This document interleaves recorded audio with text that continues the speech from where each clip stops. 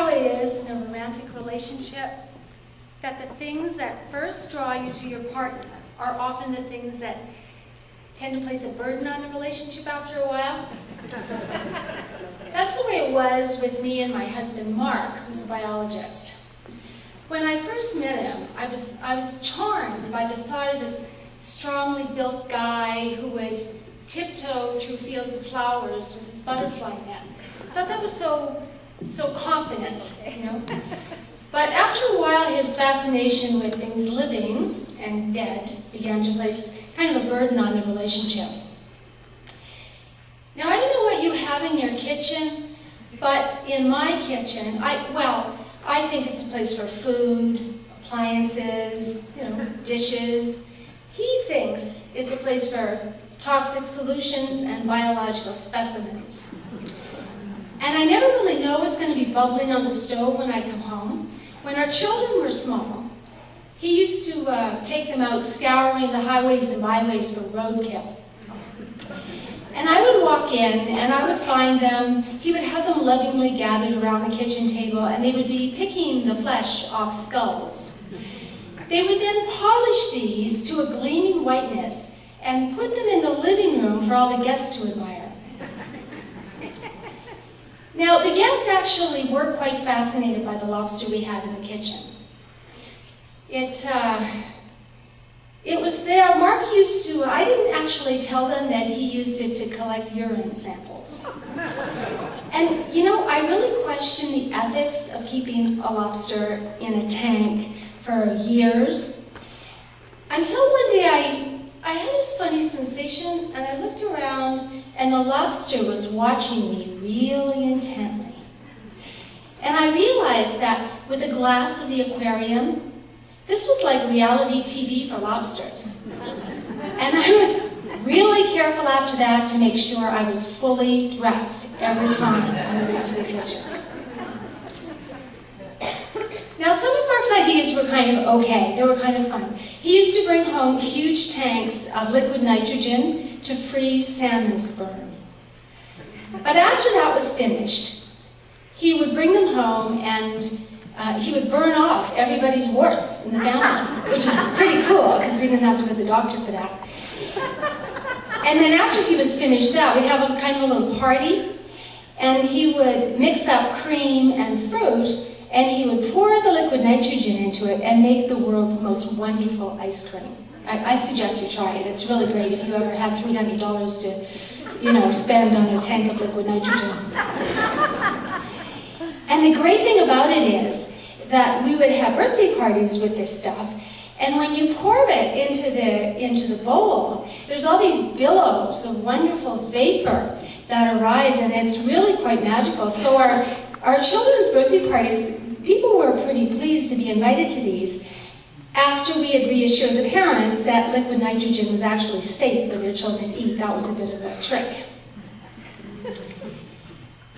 Not everything was so delicious.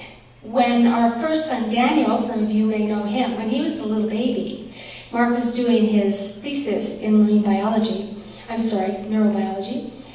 and he thought it'd be really cool if we could feed the baby maggots. Because, you ready? They were raised in totally sterile conditions, he had an unlimited supply in the lab, and they were 98% protein. I kind of put my foot down on that one. He had pablum just like any other kid. Now, in your fridge, you're probably, you know, like me, meat, ice cubes, chicken breast, stuff like that. Well, when I open my freezer, Mark has his little section there, and whenever I open it, I always have to be careful because there were baggies of like dead songbirds that met their end against the patio window. And he likes to collect these, and he says he's going to study them someday. Shark skins, you know, that's another thing that I often find. You never know, the kids will never tell their friends when they're at a sleepover to go upstairs and get ice cream because it would just totally freak them out. Anyway, I have a really good system. This is what I do. When all these songbirds, shark skins, reach critical mass in the upstairs freezer, I collect them all into an ice cream bucket. and I write on it in big black marker, "dead stuff." And I put it in the downstairs freezer. I have several years worth of ice cream buckets there right now. Mark is totally unconcerned, and he says to me, don't worry, we'll get rid of them as soon as I get a freeze dryer. Can somebody out there please get my husband a freeze dryer? Now, I don't know how many of you know our story, but we spent a number of years in Colombia in South America. I had 2 children born there. And it stands out in my mind as the snake period. I want to reassure you, because I'm sure there are people, parents out in the audience, who are thinking to themselves, children, poisonous snakes, and I want to tell you that these snakes were not poisonous. They were the boa constrictors, the kind that crush you to death. But our first snake was only this long, so it wasn't going to, crush anybody to death. And it did perform the useful function of teaching my little boy, Daniel, who was 3, not to stick his fingers in the snake tank. The second snake we had was somewhat longer, and it had the oddest little personality quirk. After it had its dinner, it would disappear for 3 months. It would actually run away from home. The first time it ran away, the night watchman brought it back. And I had to listen to kind of a long lecture about not letting our snake escape into the neighborhood. The second time, we found it in the attic of the pharmacist next door, who wasn't very happy.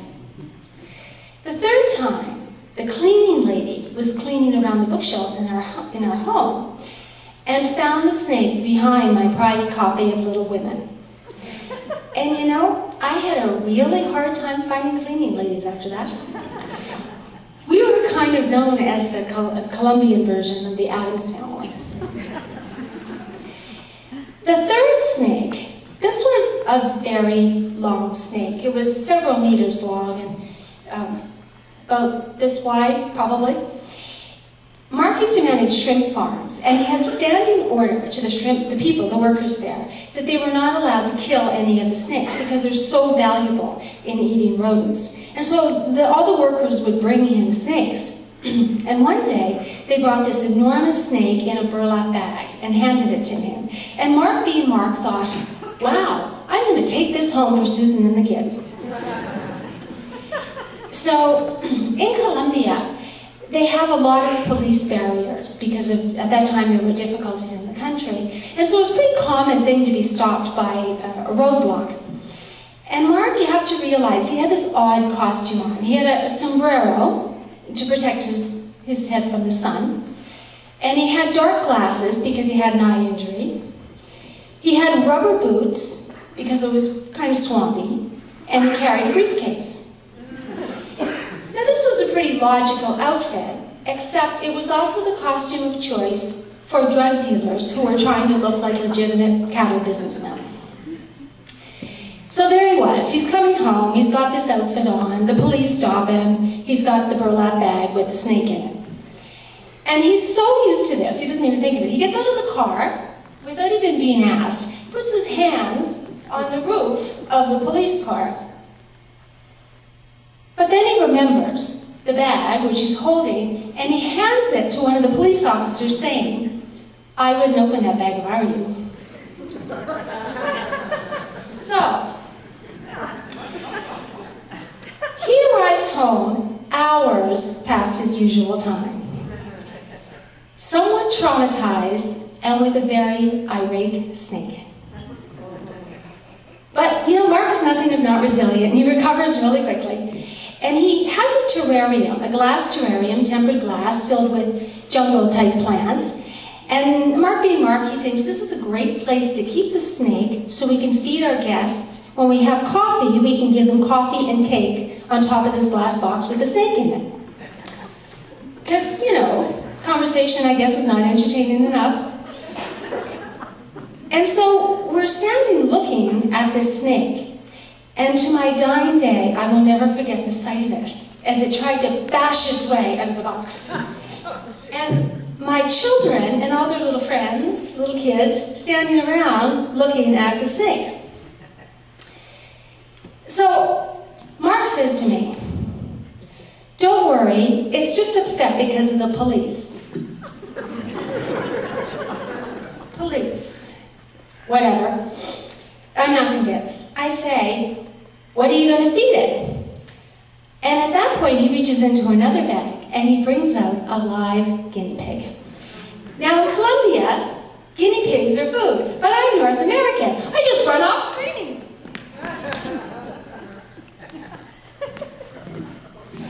I did that a lot in Colombia, ran off screaming. When I got back, the snake was gone, the box was gone, and the guinea pig was gone, and it was the end of our snake period. I wish I could say it was the end of our strange pet period, but he just moved on to alligators after that, and still teases me about the day that I had spent the whole morning polishing our kitchen counter, which was stainless steel, and he came and threw a wounded alligator on top of it, and I burst into tears.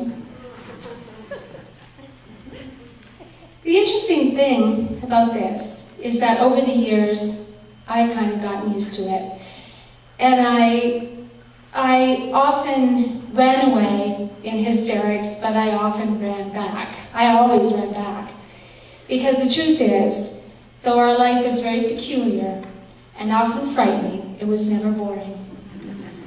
And I realized how very far I had come the other day when Mark ordered a tarantula from one of the pet stores, brought it home, named it Margaret after his mother, and it was the size of his palm. And he was so disappointed because, gosh, it was so little. And I thought this is how far we've come. Because when he brought it in, I put my arm around him and I said, "Don't worry, baby, we'll get a bigger one next year."